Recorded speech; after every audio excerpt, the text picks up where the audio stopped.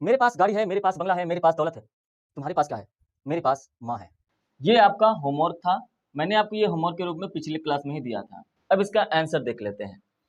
मेरे पास गाड़ी है तो मेरे के लिए आप लोग यूज करेंगे आई, और पास है के लिए यूज करेंगे हैव, और गाड़ी के लिए आप लोग यूज करेंगे कार। याद रखिएगा कि जब भी आपका के लिए गाड़ी आए तो आप कार का ही यूज करिए, कार हो जाएगा। कॉमा लगा हुआ है हिंदी में, तो आप भी इंग्लिश में कॉमा लगाइए। उसके बाद क्या है, मेरे पास बंगला है तो मेरे के लिए आप लोग यूज करेंगे आई, पास है के लिए यूज करेंगे हैव, है ना, और बंगला के लिए आप लोग बंगला ही यूज करेंगे,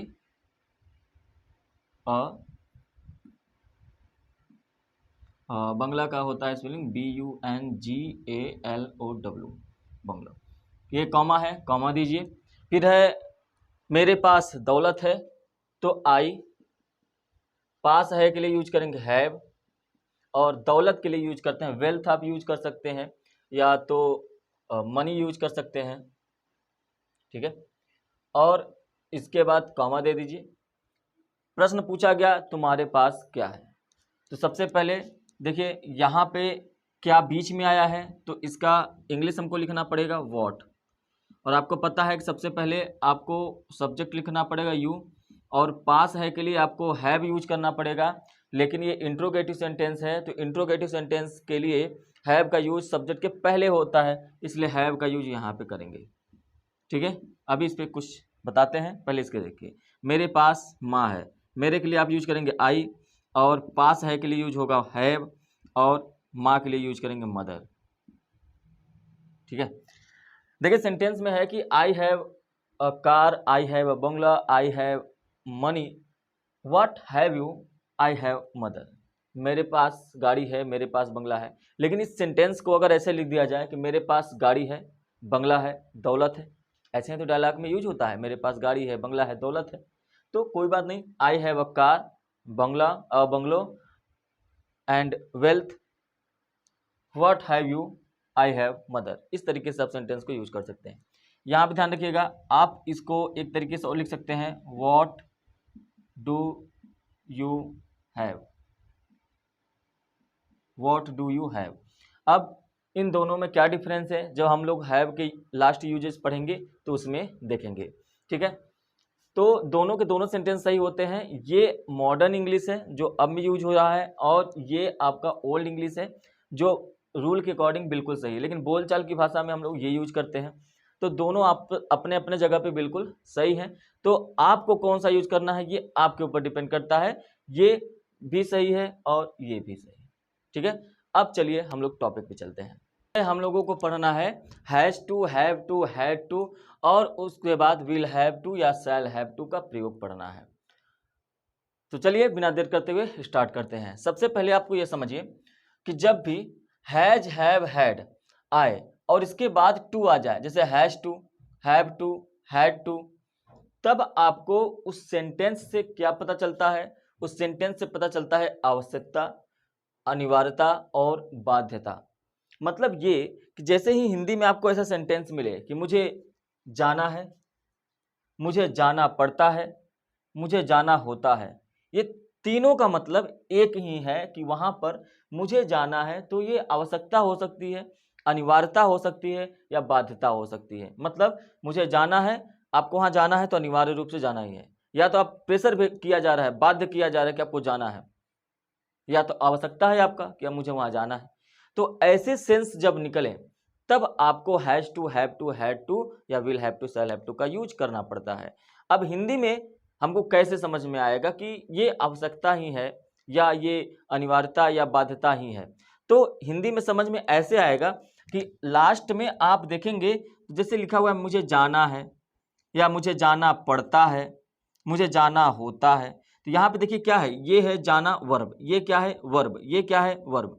तो वर्ब के बाद जैसे आ है, ई है, यहाँ पे जाना है, खाना है, पीना है, नहाना है, दौड़ना है, जाना पड़ता है, खाना पड़ता है, नहाना पड़ता है, दौड़ना पड़ता है, जाना होता है, खाना होता है, दौड़ना होता है। तो जब ऐसे सेंटेंस आएंगे तो आपको हैज टू और हैव टू का यूज करना है।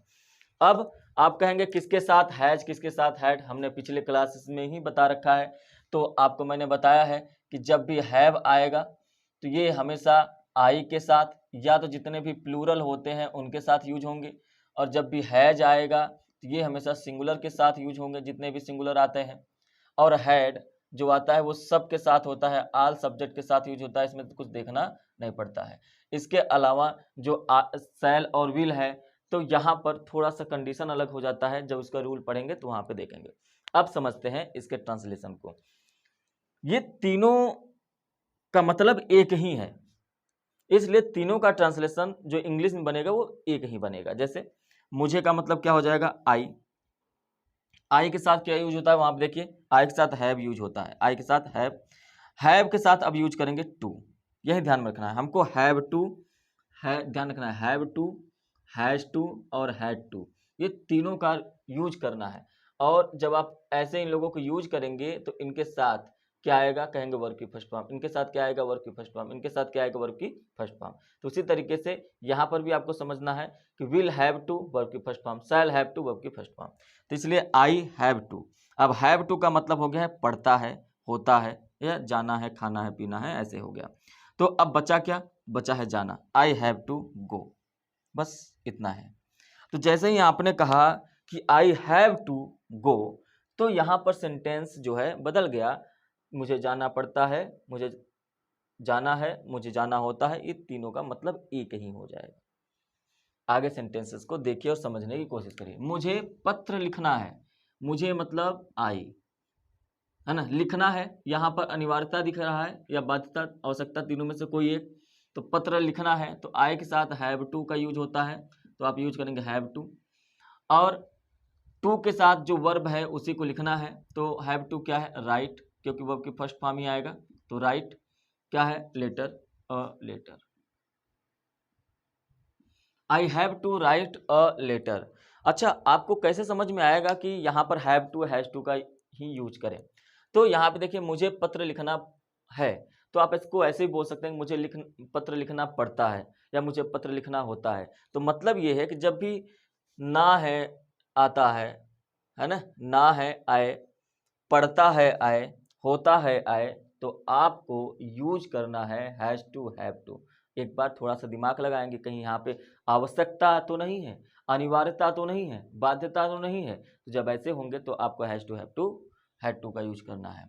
आपको काम करना पड़ता है, आप इसको ऐसे भी बोल सकते हैं आपको काम करना है, या आप इसको ऐसे भी बोल सकते हैं आपको काम करना होता है। बिल्कुल, इसका मतलब हैज टू हैव टू का यूज करेंगे। तो आपको मतलब यू के साथ आता है हैव, और हैव के साथ यूज करेंगे टू। जैसे ही आपने लिखा आपको के लिए यू, हैव टू आपने लिखा मतलब पढ़ता है, आपने कंप्लीट कर लिया। अच्छा, क्या करना पड़ता है, काम करना पड़ता है। तो आप दो तरीके से यूज कर सकते हैं, आप यू हैव टू वर्क कर दीजिए तो भी कंप्लीट हो जाएगा, काम करना मतलब वर्क। लेकिन यहाँ पर आप चाहे तो डू का भी यूज कर सकते हैं, तो वर्क को अलग से लिखना पड़ेगा। तो काम करिए, आसान बनाने के लिए हम सीधे वर्क लिख देते हैं। इस तरीके से काम जो है ये सेंटेंस कंप्लीट हो जाएगा। यू हैव टू वर्क, आपको काम करना पड़ता है, आपको काम करना है, आपको काम करना होता है। राम को पटना जाना है, राम को पटना जाना पड़ता है, राम को पटना जाना होता है। बिल्कुल सेंटेंस सही है, तो आपको ऐसे चेक करना है हर बार। तो यहाँ पे राम के लिए आप लिखेंगे राम। अच्छा, राम के साथ आता है हैज, और हैज के साथ आएगा टू। तो यहाँ पे राम को जाना है, ना है आया है, तो जा के लिए, अब जाने के लिए क्या यूज करते हैं, टू गो। कहाँ जाना है, पटना जाना है, तो टू पटना। ठीक है, Ram has to go to Patna. उम्मीद है कि ये बात आपको समझ में आई होगी। सोहन को स्कूल जाना है, सोहन को स्कूल जाना है, सोहन आ गया, हैज टू है ना, जाना है तो गो टू स्कूल। देखिए, इसी तरीके से आप सेंटेंस को बना सकते हैं, कोई दिक्कत नहीं होगा। अब यही चीज, सेम चीज आपको पास्ट में भी करना है। पास्ट में क्या हो जाएगा, मुझे जाना था, मुझे जाना पड़ता था, मुझे जाना होता था। तो जहां पर हम लोग हैज टू हैव टू का यूज किए हैं वो हैड टू में चेंज हो जाएगा। मतलब आपको यहाँ से ये भी सीखना है कि हैज टू और हैव टू प्रेजेंट के लिए है, किसके लिए है, प्रेजेंट टाइम के लिए है।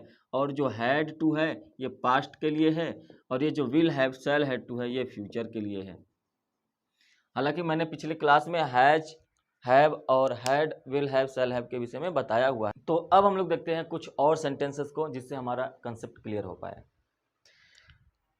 सोहन को भीख मांगनी पड़ती है, जब पड़ती है आ गया तो सोहन को है, तो सोहन के लिए पहले आप सोहन लिखेंगे, ठीक है, सोहन। अब सोहन के साथ है आया है, मतलब हैज टू का यूज होगा।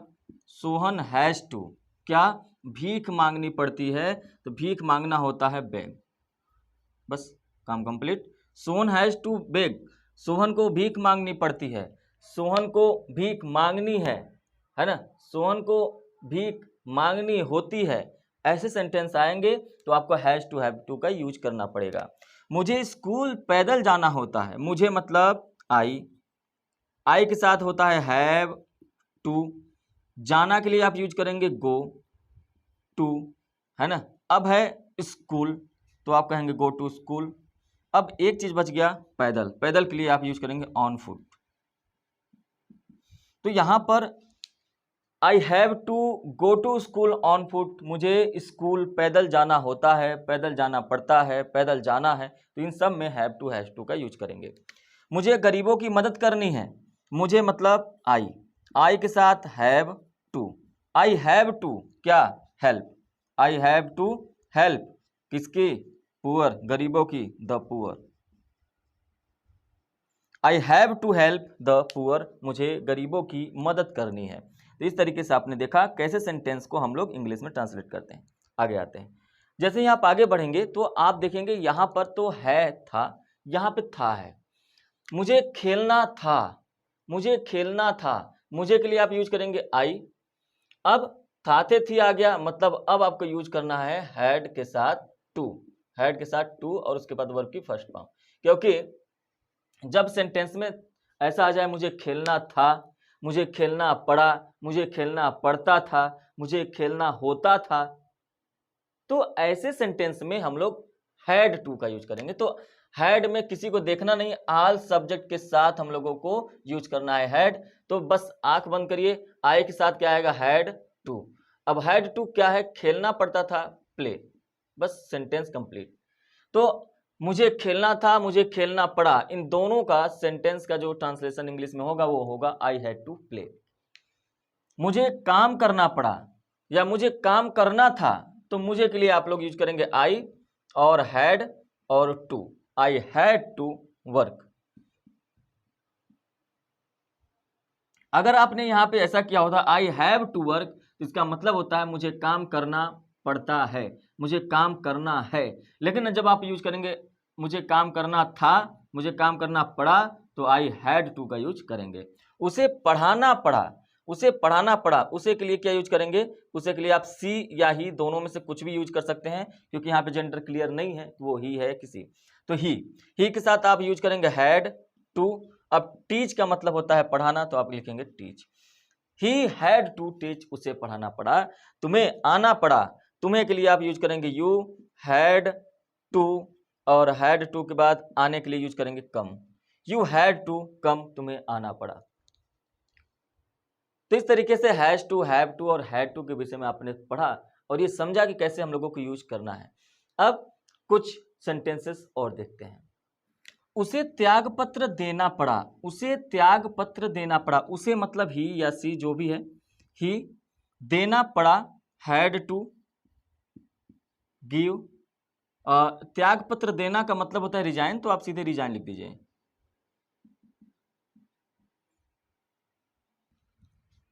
उन्हें झूठ बोलना पड़ा, उन्हें मतलब दे हैड टू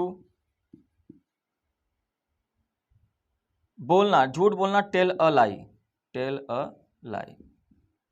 मुझे अंग्रेजी पढ़नी थी, मुझे मतलब आई हैड टू पढ़नी थी, हैड टू रीड, आप स्टडी कर लीजिए, had to study English. I had to study English. आगे बढ़ते हैं। मुझे पटना जाना पड़ेगा, उसे यह काम करना होगा, राम को आज्ञा माननी होगी, तुम्हें जुर्माना देना पड़ेगा। अब सेंटेंस में जब तक आ रहा था उसे त्याग पत्र देना पड़ता है, हैज टू हैव टू का यूज कर रहे थे प्रेजेंट का। सेंटेंस में आया उसे त्याग पत्र देना पड़ा, पास्ट में हैड टू का यूज करने लगे हम लोग। अब आ गया उसे त्याग पत्र देना पड़ेगा, अब हम लोग यूज करेंगे फ्यूचर में will have shall have to के साथ। अब यहाँ पर एक चीज समझिए कि अगर आई आता है या वी आता है तो उनके साथ हम लोग शैल का यूज करते हैं, बाकी जितने भी बच गए उन सब के साथ हम लोग विल का यूज करते हैं। ये हमने पहले भी बताया है, मैं फिर बता रहा हूं। लेकिन जब कभी सेंटेंस में अनिवार्यता हो जाती है, बाध्यता हो जाता है, तो हम लोगों को सेंटेंस में इन लोगों को उल्टा करना पड़ जाता है, आई वी के साथ विल और अन्य के साथ शैल का यूज करना पड़ता है। देखिए तो यहां पर हम लोग विल हैव टू और वर्ब की फर्स्ट फॉर्म यूज करेंगे या शैल हैव टू प्लस वर्ब की फर्स्ट फॉर्म का यूज करेंगे, इसलिए ध्यान से समझिए। मुझे मतलब क्या है, आई के साथ क्या यूज होता है, शैल। आई शैल हैव टू क्या हो जाएगा, आई शैल हैव टू कहां गो, कहां जाना है भाई, पटना जाना पड़ेगा, गो टू पटना। बस सेंटेंस बन गया। उसे यह काम करना होगा, उसे का मतलब क्या है, उसे का मतलब ही सी कुछ भी हो सकता है। ही है तो विल हैव टू लिखना पड़ेगा, विल हैव टू। काम करना है और यह है तो यह के लिए दिस और काम करने के लिए work. He will have to do, sorry करने के लिए आप डू का यूज करेंगे और यह काम के लिए यूज करेंगे दिस वर्क। अगर यहां पे सिर्फ होता है उसे काम करना होगा तो आप ऐसे लिख सकते थे he will have to work, लेकिन काम करना है ना, काम करना यहां पे, लेकिन ये है यह काम और उसके बाद है ये करना, तो यहाँ पे ये काम जो है नाउन हो जाता है, इसलिए दिस वर्क नाउन को अलग लिखेंगे। लेकिन काम करना एक वर्ब है, इसलिए वर्क भी यूज हो सकता है, तो यहाँ पर यूज कर सकते थे। यह आने से आपको ये ऐसे इस तरीके से बनाना पड़ेगा। राम को आज्ञा माननी होगी, राम विल हैव टू आज्ञा मानना ओबे। बस सेंटेंस कंप्लीट। तुम्हें जुर्माना देना पड़ेगा, तुम्हें मतलब यू के साथ क्या यूज होता है, विल हैव टू क्या देना पड़ेगा, फाइन पे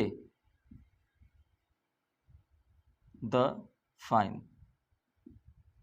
तुम्हें जुर्माना देना पड़ेगा, जुर्माना देना मतलब अदा करना होता है, तो इसका मतलब ये हुआ कि हम लोग वहां पे वर्ड यूज करेंगे। अब आपको ये जाके बात समझ में आई होगी कि किस तरीके से हम लोग प्रेजेंट में has to have to, past में हैड टू और फ्यूचर में will have to shall have to का प्रयोग करते हैं। अब इन सभी सेंटेंसेस के नेगेटिव और इंट्रोगेटिव सेंटेंस को समझते हैं। अब यहाँ पर हम लोग नेगेटिव और इंट्रोगेटिव सेंटेंस को समझते हैं। तो अभी तक आपने जो भी पढ़ा उसको दिमाग में रखिए, उसके बाद नेगेटिव और इंट्रोगेटिव को यहाँ पर सीखिए कि कैसे हम लोग नेगेटिव और इंट्रोगेटिव सेंटेंस को बनाएंगे, चाहे वो प्रेजेंट में, पास्ट में, फ्यूचर में हो। तो अगर आपको इन सब सेंटेंस से और भी ज़्यादा आपको प्रैक्टिस करना है तो मैं आप लोगों को टॉपिक वाइज जो यहाँ पर रूल्स बता रहा हूँ प्रैक्टिस के लिए, एक अलग से क्लास में पढ़ा रहा हूँ प्रैक्टिस, जिसमें एक्सरसाइजेस के रूप में मैं जो है प्रैक्टिस करा रहा हूँ टॉपिक वाइज। वहाँ पर आप प्रैक्टिस कर सकते हैं। और पैराग्राफ के लिए भी मैंने अलग से क्लासेस डाल दी हैं, जितने बच्चों का डिमांड था उनके लिए। अब आगे बढ़ते हैं और देखते हैं नेगेटिव सेंटेंस कैसे बनाना है। सबसे पहले जब भी हैज आएगा तो टू प्लस V1 भी आएगा, तो हैज और टू के बीच में नॉट, हैव और टू के बीच में नॉट, हैड और टू के बीच में नॉट। लेकिन जब विल और शैल आ गया तो इसके जस्ट बाद ही नॉट का यूज करना है, उसके बाद हैव टू वर्ब की फर्स्ट फॉर्म का यूज करेंगे नेगेटिव सेंटेंस में। ठीक है, देखिए जैसे उसे नहीं खेलना है, आप कहेंगे कि है तो मतलब हैज हैव का यूज होगा, उसे का मतलब ही या सी, जो भी आपके समझ में आए वो कर लीजिए, ही या सी। अब यूज करेंगे हैज टू, लेकिन नॉट का यूज करना है तो हैज के जस्ट बाद ही यूज करना है, मतलब हैज नॉट टू क्या है, खेलना, खेलने के लिए आप यूज करेंगे प्ले। कितनी आसानी से ये सेंटेंस कंप्लीट हो गया।